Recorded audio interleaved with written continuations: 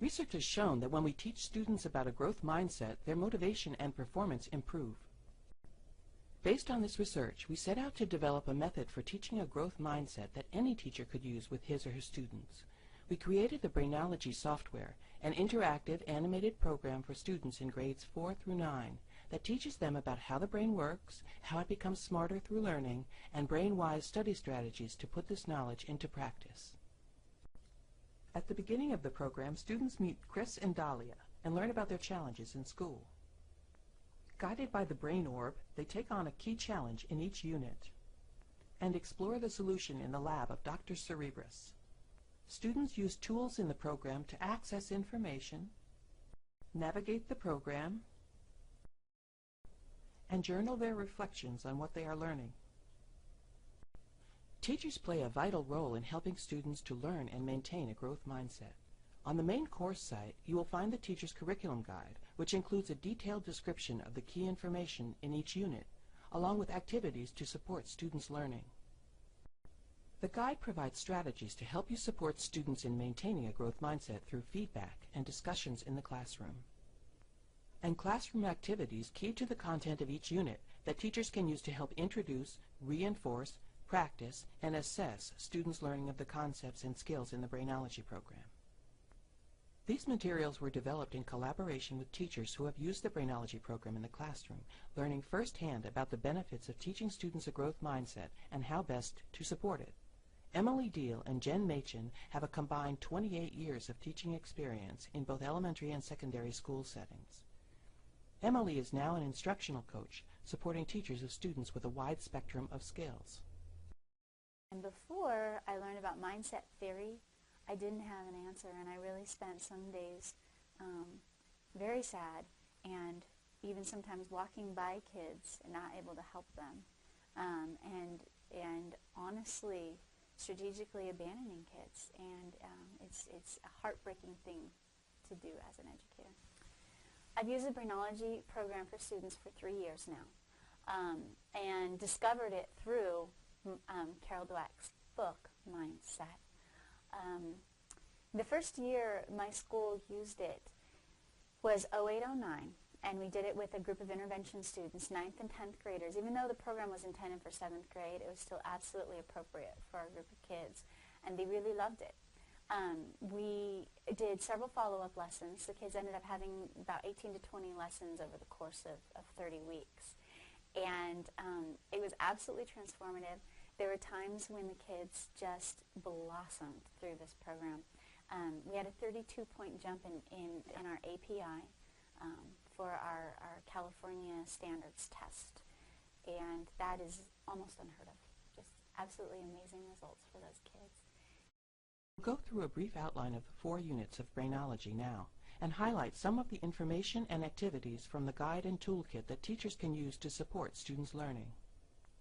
Each of the 4 instructional units of Brainology focuses on a key aspect of brain functioning and how students can apply it to their own learning. In Unit 1, Brain Basics, students learn that the brain is the body's control center. They explore how different areas of the brain do different things, how it receives messages from the senses, and controls the rest of the body. They also find out that the brain needs sleep and good nutrition to function well. They also learn how to increase their focus by managing distractions, and why using all their senses and engaging in active learning can help their brain to learn better. In the teacher's curriculum guide, you'll find activities such as discussion questions that help students reflect on their own learning, to recognize the skills they already have. This activity empowers students to see themselves as learners already, and prepares them to take responsibility for their own academic effort. An inventory of diet, sleep, and readiness to learn helps students apply what they learn in the program to their own lives and monitor their own behavior to understand the impact it has on their learning. There are also creative activities for students to practice good study strategies, such as mnemonics, and apply them to learning the program content. Parts of this activity can be used as a warm-up, a quick do-now, or to help students consolidate what they have learned, and it can be done individually or in groups. At the end of each unit, a short quiz lets students and teachers assess whether students have understood the key content. In Unit 2, Brain Behavior, students discover that the brain is made up of special cells called neurons. They learn how these cells receive and transmit information through chemical messages, and that the cells are connected in complex communication networks. They find out how emotions, such as anxiety when taking a test, can affect thinking, and some ways to manage their emotions so that they can learn better. In Unit 2 of the Teacher's Guide, you'll find activities such as the Apply It scenario, to have students get creative about strategies to manage anxiety using the dilemma of a stage-shy teenager, along with an inventory of personal stress symptoms that can help students to identify their own signs of anxiety, along with a checklist of strategies taught in the program, such as square breathing and positive self-talk, to manage it. In Unit 3, Brain Building, students learn about neuroplasticity, the capacity of the brain to change and develop through experience. They see how learning new things actually changes the structure of neurons, making them grow new connections that make thinking faster, and come to understand that by exercising their brains, they get stronger and smarter. In this unit, they come to understand that studying and practicing new knowledge and skills is what makes their brains develop stronger networks. So, in a real physical sense, we become smarter when we learn new things. The Teacher's Curriculum Guide has protocols for class discussions with students about their learning experiences to understand how they have succeeded and what has held them back. They recognize the ways that people sometimes undermine themselves as learners, such as self-handicapping, refusing to put in effort on something so they don't have to risk looking dumb, and ways that people undermine others with negative labels based on the mistaken belief that they can't learn and grow.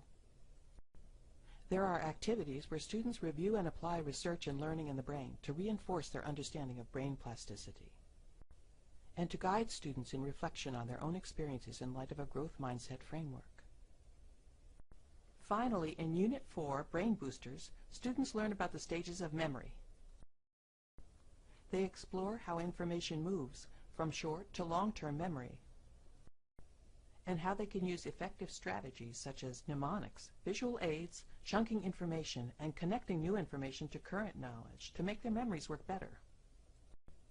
The Teacher's Guide contains handouts to help students clarify how memory works and understand how they can use this information to support better learning through focused attention, practice, and review.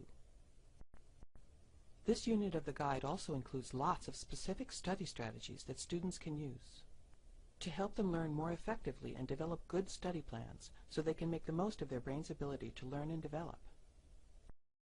I think that Brainology offers a really powerful image of learning. It's the idea that every time you stretch yourself to learn something new, your brain forms new connections, and over time you get smarter. And that the more you stretch yourself, the more difficult things are, the more you build those connections and the smarter you get. There's so much exciting research now that's backing this up. So I think the message is keep imagining those neurons when you study, when you're in class learning, when you're struggling to learn something new. And think about the fact that the harder you struggle, the smarter you'll be over time. I think that's just tremendously motivating.